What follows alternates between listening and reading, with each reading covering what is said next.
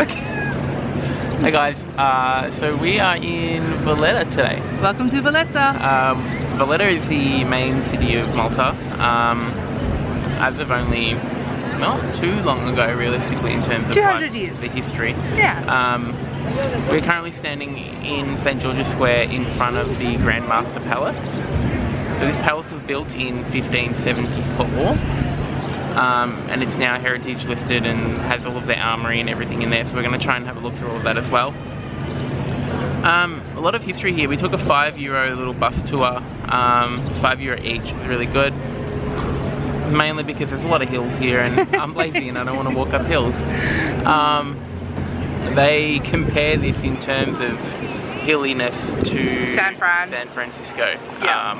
So if you've ever tried to walk around San Fran, you'll know why we chose to take the little tour. So a lot of the roads here have very tiny little steps, so that they say that when the knights were walking in their armour, they didn't have to bend their knees too much, which I thought was pretty cool. I think it's really cool. It's a nifty little thing.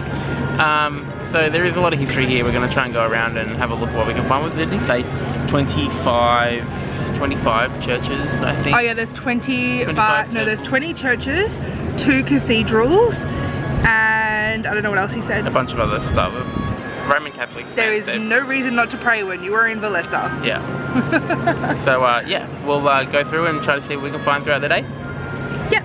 Valletta was built in 15 years. We are only repairing for the outside walls.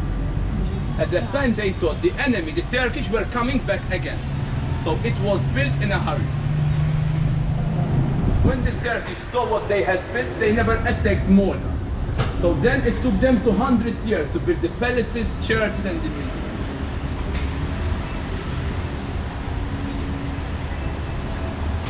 As you will notice, Valletta is very good for training. It's all hills, except the city center.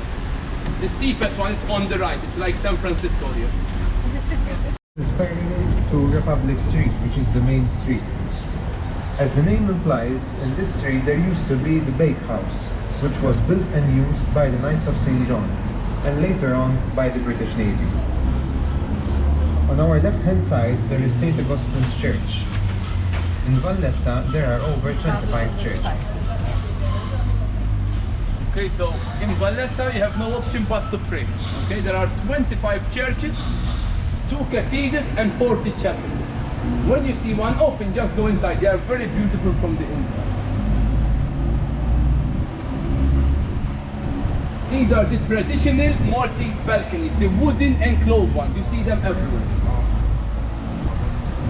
The origin, it's coming from 2,000 years ago. We were at that time occupied by the Arabs, and the women weren't allowed to go outside alone. So instead they were talking to each other through these balconies. Today we are still using them to have some shade on the apartments and to have bigger rooms. Because people in the past had too many children, so they wanted more space. One of the biggest natural harbors in the world. From here it seems small. Round the corner it can take as much cruise ships as you want. Today there are 3 cruise ships. In summer we have up to 5 every day, okay, in summer, so it will be much more busy. Those are called the 3 old cities.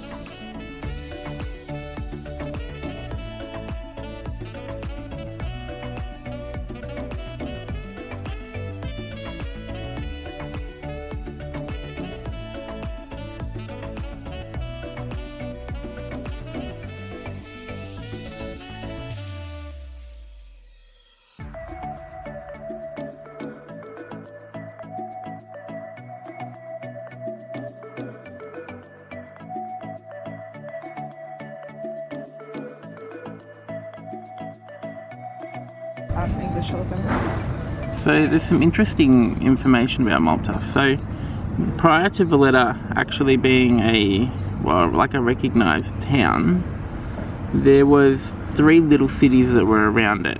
So that's one of them there. That's another one in front of us here, and another one there. So these were all the old town style. Old town. So before they obviously colonised and made Valletta, there was only nothing here but a fort, which was used to protect from the Ottoman Turks. The Turks that were coming in and attacking. Yeah. What was it, like 2,000 years ago or something? That was a while ago.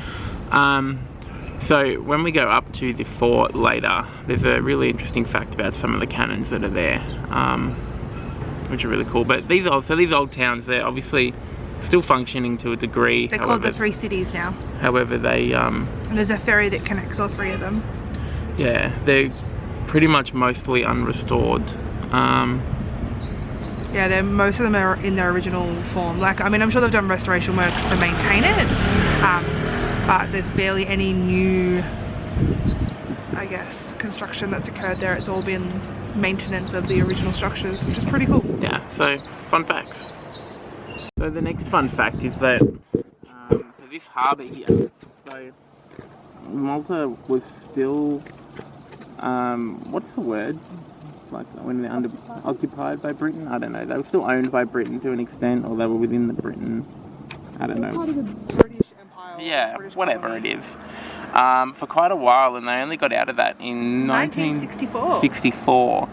But Malta and Valletta was still quite poor, so they actually rented out the ports, of which this is one of the main harbours. So they rented them out to the Brits to allow them to bring their stock in, have their ships here, and as well as having their earnings and income for the city. And this is one of the biggest natural harbours in the world, and it's one of the biggest it is the biggest natural harbour in Europe.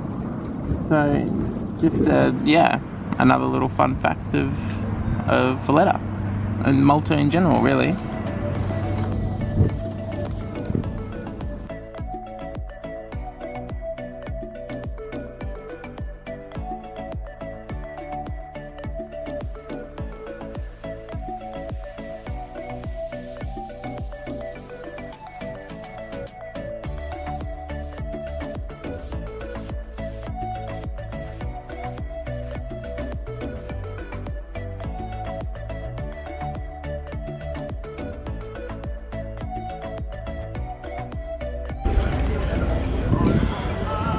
So just in case you didn't grasp before when I said that this was the largest natural harbour,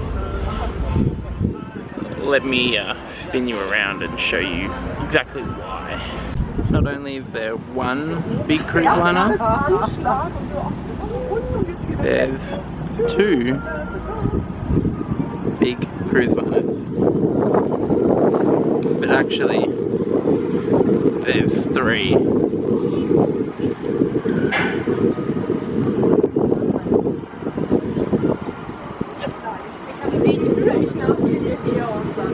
And still all that room. So you may be able to see the 2 cannons which are right there and there. So a small fun fact about that is that the entire township of Velletta never existed other than this fortress here. So when they were being attacked by the Turks, this was pretty much all that they had as like available for them. So the cannons are now shooting into the town because this is where they used to get attacked from. And Valletta didn't technically exist. Yeah. So they built Valletta after the fort was built. So that's why the cannons are, like if they were to shoot off the cannons, it would destroy this part of Valletta. But Valletta didn't exist at the time. So it's like a cool little fact. Yeah, so it wasn't until after the after they kind of survived the attack from the Turks, they then built a wall around the town, which, because they were in fear of being attacked, took them 15 years to build the entire wall. Then took them 200 years to build the entire city. But these cannons still remain intact, still facing towards the city. So Ricardo, what did we do today? Walked 8,000 steps. Explored Valletta. My feet hurt. Went to see the fort, the memorial. Had a look at the harbour. I don't really know. Is there much else that we did so far? Just lots of exploring. Yeah, we got on the ferry over. And what's the plan for the rest of the day? We have to hopefully book our car stuff so we can get a car for Friday. Mm-hmm. And that's really it. Water. I want to go in the water. Okay, well, you can go in the water. How about we go down and look at that swimming pool that's down the road from our hotel? You can go in the water. You don't want to go in the water? No. There's no sand. You hate the sand. Yeah. Fucking kill a jellyfish.